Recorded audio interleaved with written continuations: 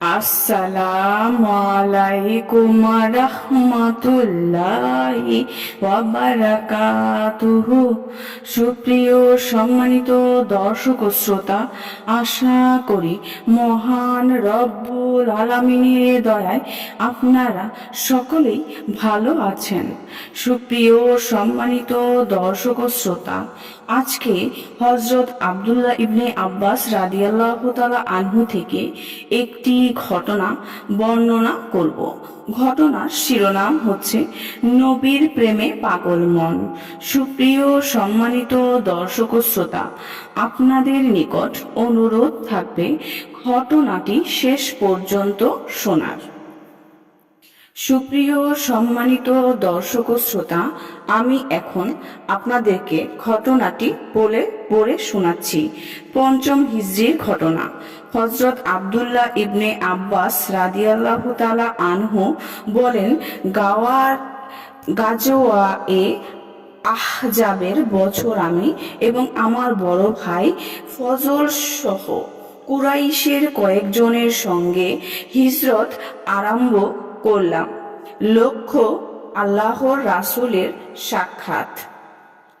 আমার সঙ্গে আমাদের গোলাম আবু রাফের ছিল। চলতে চলতে আমরা আরজ নামক স্থানে পৌঁছে গেলাম। এখানে এসেই গন্ডগোল লেগে গেল। কখন আল্লাহর রাসূলকে দেখব এই অস্থিরতায়। এমনিতেই রাস্তা শেষ হচ্ছে না, আবার গেলাম রাস্তা ভুলে। যাব বাকুড়ায় চলে গেলাম জাসায়, সেখান থেকে বনি ওমর ইবনে আউফে চলে গেলাম। এভাবে ঘুরে ফিরে অবশেষে মদিনায় পৌঁছার সঙ্গে সঙ্গে প্রিয় নবীজির দেখা পেয়ে যাই। তিনি তখন খন্দকে ছিলেন। সে সময় আমার বয়স ছিল ৮ বছর এবং আমার ভাই ফজলের বয়স ১৩ বছর। আমাদের নবীজি সাল্লাল্লাহু আলাইহি ওয়াসাল্লামের নাম মুহাম্মদ। আল্লাহ পাক তার এর নাম রেখেছেন। তার প্রশংসার পাত্র আসলেই আল্লাহ রাসূল সাল্লাল্লাহু আলাইহি ওয়াসাল্লাম প্রশংসার পাত্র। সবাই তার প্রশংসায় পঞ্চমুখ। মানুষ তো আগেই, গাছপালা, তরুলতা, এমনকি যারা আল্লাহর উপর ঈমান আনেনি তারাও আল্লাহর রাসূলের প্রশংসা করত। কেননা ভালোবাসা পাওয়ার জন্য যা কিছু দরকার আল্লাহ পাক সব কিছুই নবীজি সাল্লাল্লাহু আলাইহি ওয়াসাল্লামকে দিয়েছিলেন পূর্ণ মাত্রায়। রূপ, লাবণ্য, গুণ, গরিমা, মেধা, তীক্ষ্ণতা, প্রজ্ঞা এবং সবকিছুর মূলমন্ত্র তাকওয়া, কোনো কিছুরই আল্লাহ রাসূলের মাঝে কমতি ছিল না।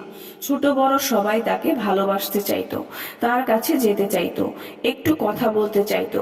হযরত ইবনে আব্বাস রাদিয়াল্লাহু তাআলা আনহুর বয়স যখন ৩ বছর, তখন আল্লাহর রাসূল সাল্লাল্লাহু আলাইহি ওয়াসাল্লাম হিজরত করে মদিনায় চলে যান। জন্মের পর তার মুখে আল্লাহর রাসূলের লালা পড়েছে। আল্লাহর রাসূল সাল্লাল্লাহু আলাইহি ওয়াসাল্লাম তার জন্য দোয়া করেছেন, কিন্তু এখন তাকে দেখতে পান না। সবার মুখে শুনেন তার প্রশংসা। শুনতে শুনতে অবুঝ মনেও তার ভালোবাসা জমে যায়। ব্যাকুল হয়ে ওঠেন তাকে দেখতে, তার সান্নিধ্য পেতে, দোয়া পেতে, তার কাছ থেকে ইলম শিখতে। অবশেষে আল্লাহ পাকের রহমতে দুয়ার খুললেন, তাকে রহমতের আলেমের কুলে পৌঁছে দে। সুপ্রিয় সম্মানিত দর্শক ও শ্রোতা, আজকের ঘটনাটি এই পর্যন্তই। ঘটনাটি যদি ভালো লেগে থাকে অবশ্যই চ্যানেলটি সাবস্ক্রাইব করবেন, লাইক করবেন, কমেন্ট করবেন এবং বেশি বেশি শেয়ার করে দিবেন। সবাই ভালো থাকবেন। আল্লাহ হাফেজ।